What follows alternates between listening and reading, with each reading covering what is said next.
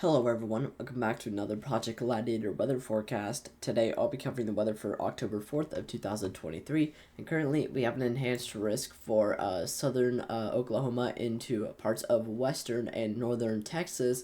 As for our threats for today, we do have a 2% tornado threat for the affected region. As for our wind threat, we do have a 30% with the threat of violent winds, and as for hail, we also have a 30% with the chance of large to very large hail for the enhanced risk region. Our main threats for today are going to be the threat of large to very large hail with this 30% hail threat, as well as the threat of this 30% wind threat with the threat of violent winds with the additional tornado threat. Taking a look at our weather model, starting off with our 500 millibars like we usually do, focusing on this low pressure system that is currently situated over Colorado. This low pressure system is expected to continue propagating to the south-southeast, and with this short wave attached, we are expected to see that is expected to focus our severe weather threat to this region in particular. We are also expected to have a cold front and a dry line develop across the Texas Panhandle into parts of northern and western Texas, Oklahoma. That is also going to help focus our severe thunderstorm potential. And we may also have a little bit of aid from some lee troughing.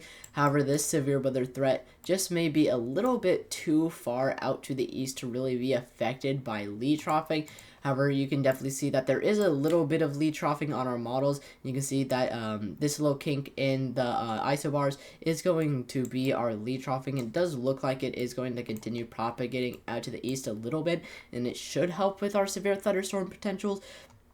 So with that lee troughing, we should definitely see the threat of some orographic elongated hodographs are being aided by the mountains out to the west to help with our threat for large to very large hail with our 30% hail threat, as well as some of the elongated hodographs from this shortwave itself.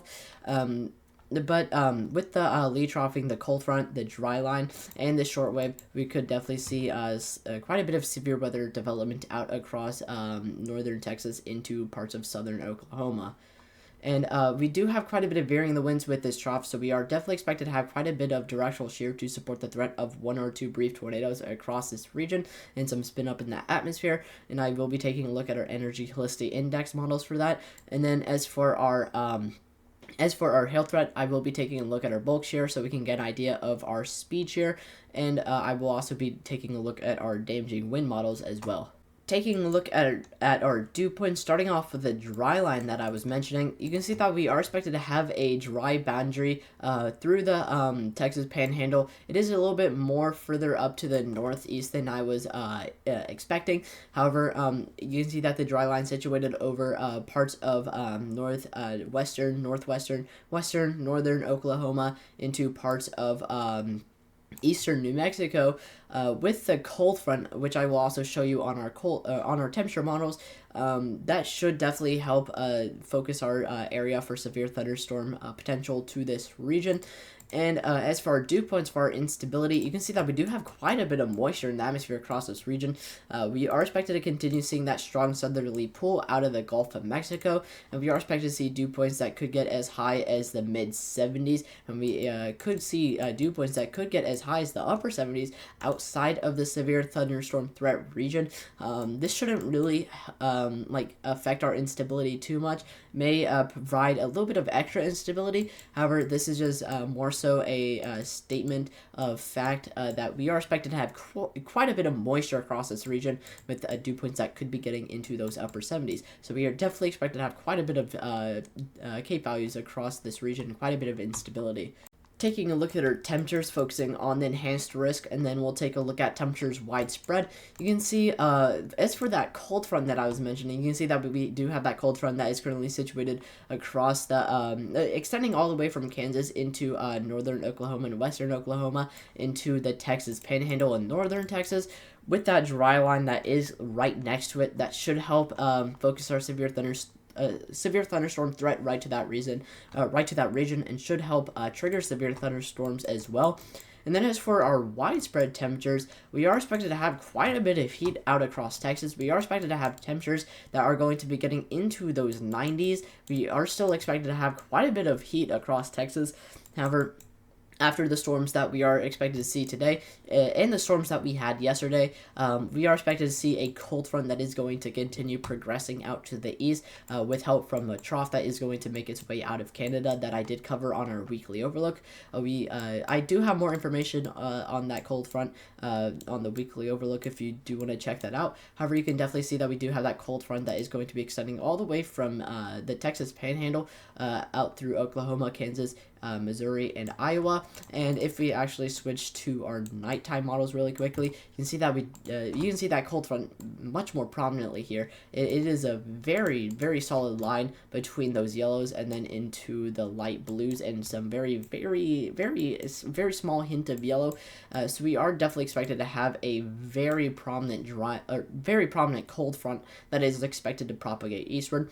As of right now, the SPC currently doesn't have anything issued for this cold front except for today. However, we could definitely see a couple slight risks and a marginal threat come out of this. However, we are expected to see mostly just rain showers from this. As for our day 2 and our day 3 outlook, we only have TSTM threats along this cold front as it propagates eastward. However, those could be upgraded to a marginal threat or a slight risk in the next couple of days. But overall, we are expecting to see more so of a threat of rain from this, and maybe some damaging winds come out of this as well. And you can see, as for our widespread temperatures from this cold front, it is going to significantly drop temperatures, especially in the central plains that are already going to be affected tonight. We are expecting to see temperatures that could drop as low as the 50s and 40s across the central plains. We are already seeing those effects across the western United States, like in Colorado into Wyoming and Utah. These might be some more mountainous regions. However, we are expected to see temperatures that could get very close to below freezing, with temperatures that could be getting close to the 20s across some of the more mountainous regions. So it may not really be all that accurate for some of the surface models, but we are definitely expected to have some pretty cold temperatures out towards the central plains in the western United States because of this cold front, and those should continue to push eastward over the next couple of days. Taking a look at our instability, focusing on the enhanced risk region, you can see that we are expected to have quite a bit of instability across this region that could be getting into some of the more extreme levels. We are expected to have widespread instability that could be getting into the widespread mid and possibly the upper 2000s. However, we are expected to have some locations that could see Cape values that could get as high as the 4000s in some smaller regions that could help locally enhance some severe thunderstorms in some regions. And you can see even in the base of the slight risk where it dips down, that is going to be probably the primary reason why we do see a dip in that slight risk down here, is because a little bit more stronger instability in that region. And even in that region as well, we could see Cape values that could be getting into those mid and possibly even upper 4000s past 4500. So we are definitely expected to have quite a bit of instability across this region, an instability that is going to be more than enough to support the threat of damaging winds and violent outflow gusts, and the threat of large to very large hail across this region, possibly even gorilla hail, and the additional threat of 1 or 2 brief tornadoes with some of our directional shear.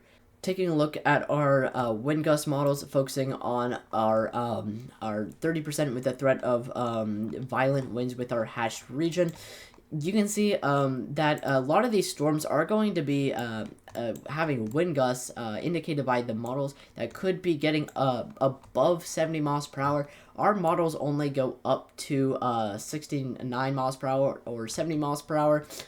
So we are definitely expected to have some fairly strong to even definitely violent and destructive wind gusts with some of these storms. Again, a lot of these storms could see wind gusts up to 70 miles per hour or higher. Again, our models only go up to 69 or 70. It rounds off to 70, so we are definitely expected to have quite a bit of damaging winds out across this region. We are definitely expected to have very, very strong winds with the majority of these storms. You see that anywhere where you're seeing these yellows here, like here, here,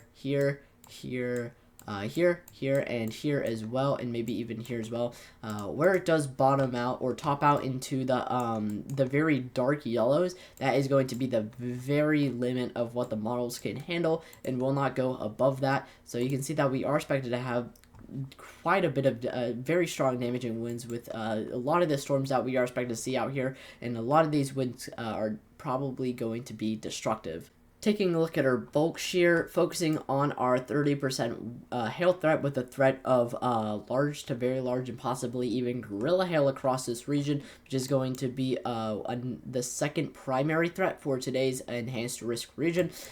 Focusing on the 30% region in our enhanced risk region, you can see where we have that trough that is going to advect over the Rockies into the Central Plains. You can see that we do have quite a bit of speed shear out across this region. Some of this may be some of the directional shear. However, the trough is going to be a little bit more so on the weaker side as far as varying the winds, but we should definitely see at least a little bit of directional shear to support the threat of that 2% tornado threat. However, as for the contamination of our speed shear, it doesn't really look all that certain. However, we are definitely expected to have quite a bit of speed shear out across this region with that shortwave trough and some of the aid from the Rocky Mountains out to the west. Anywhere that's not really close to the Rocky Mountains, like out here, that is going to be more so aided by whatever's left over from the trough that we saw yesterday advect out into the Central Plains.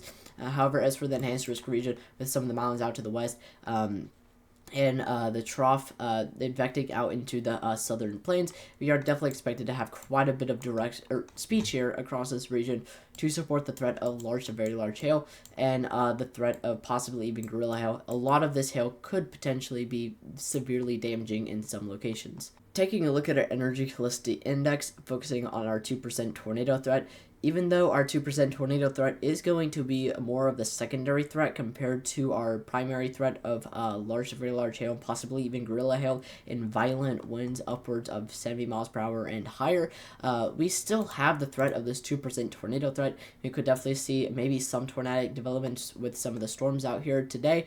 Even if it isn't the primary threat, it is still something that we should be watching out for if you live in the affected region. So don't completely ignore the tornado threat. It is still there, and it is something that you should be watching out for, even if we do have more of a threat for damaging winds and large to very large hail. But as indicated by the models, we are expected to have a little bit more of a lower end threat for tornadoes for today. A lot of our energy helicity index readings are going to be fairly spotty, however, definitely indicative of the threat of 1 or 2 brief tornadoes, this 2% tornado threat, and will definitely warrant this 2% tornado threat. And again, we could definitely see some spin up in the atmosphere and threat of 1 or 2 brief tornadoes across this region. Now that I've told you the weather, please go down to the description and check out the socials for Project Gladiator and join the Discord for any updates on Project Gladiator. If you live in any of the areas that I covered for today, please stay weather alert for the time being, and hopefully I will be able to see you guys tomorrow with another forecast.